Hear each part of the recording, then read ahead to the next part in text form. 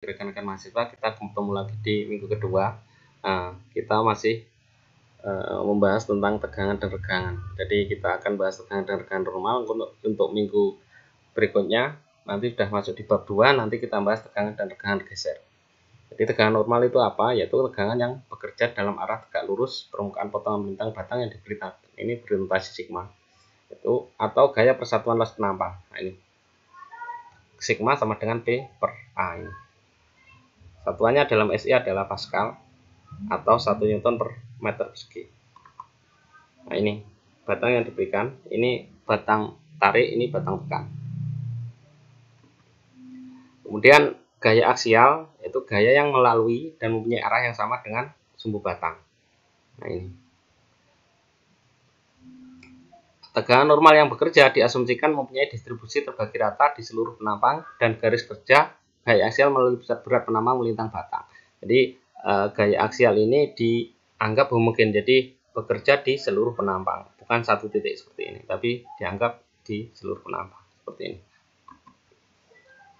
Nah, ini nanti tegangan normal ini ada tegangan normal aksial tarik dan aksial tekan. Untuk aksial tarik diberi tanda positif dan aksial tekan diberi tanda negatif. Ini yang tekan, ini yang tarik. Dan regangan normal. Regangan normal adalah besarnya perpanjangan atau perpendekan dibagi dengan panjang mula-mula atau deformasi per satu panjang. Ini epsilon sama dengan ini deformasi per L. Ini enggak ada satuannya karena memang ini adalah satuan panjang, ini juga satuan panjang. Nah, kemudian regangan itu bagi dua. Itu ada regangan primer atau linear dan regangan sekunder atau lateral. Regangan primer atau linear ini adalah regangan yang searah dengan sumbu beban. Nah, bebannya ke sini. Nah, ini yang ini. Ini regangan primer. Nah, ini regangan sekunder, yaitu regangan yang tegak lurus dengan arah bebannya. Nah, ini ke sini. Ini yang regangan sekunder. Kemudian besaran mekanis bahan. Nah, ini yang sebelumnya minggu kemarin sudah saya sampaikan. Bahwasanya nanti eksperimen, kemudian kita tahu sifat-sifat bahan.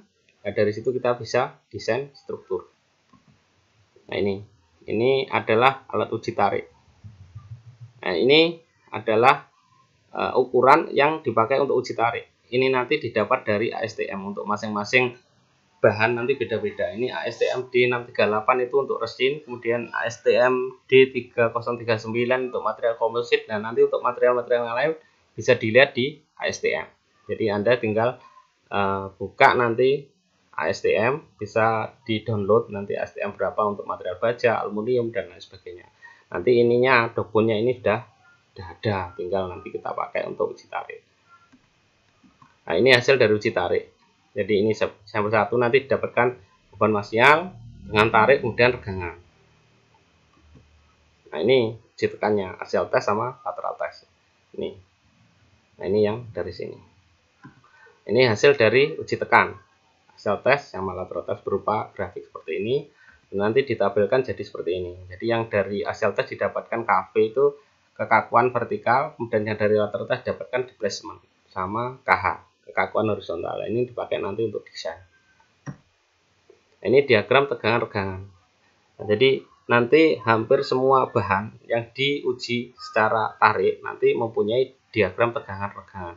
Jadi diagram tegangan regangan nanti berbeda-beda dari material satu ke material yang lain. Ini yang ada di sini adalah contoh dari material baja. Jadi nanti seperti ini. Ini daerah elastis, ini daerah plastis. Jadi di sini nanti regangan itu bertambah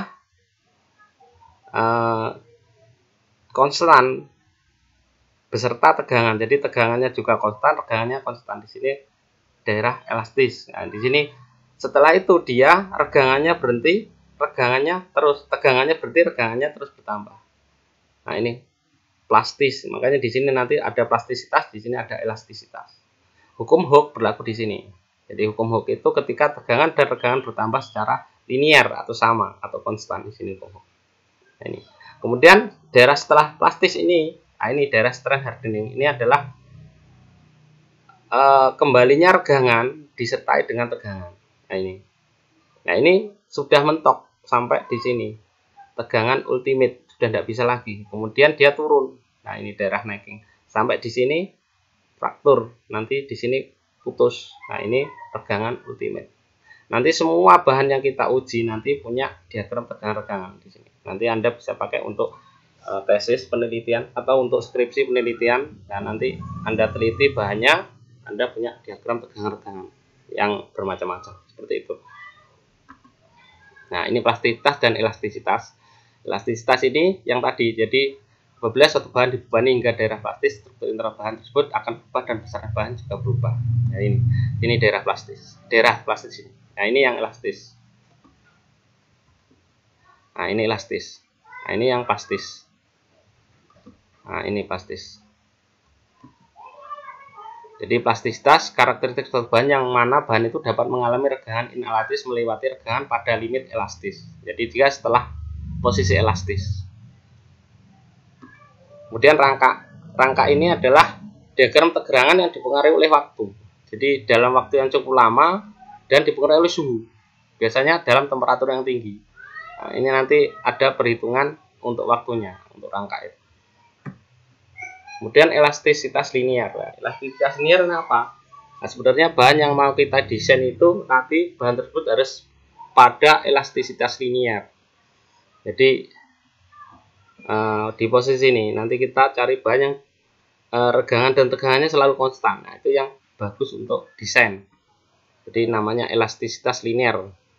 Jadi apabila suatu bahan berperilaku elastis dan juga punya hubungan linear antara tegangan dan tegangan. Nah, ini sangat bagus untuk didesain. Kemudian hukum Hooke. Nah, ini tegangan ini perregangan adalah konstan.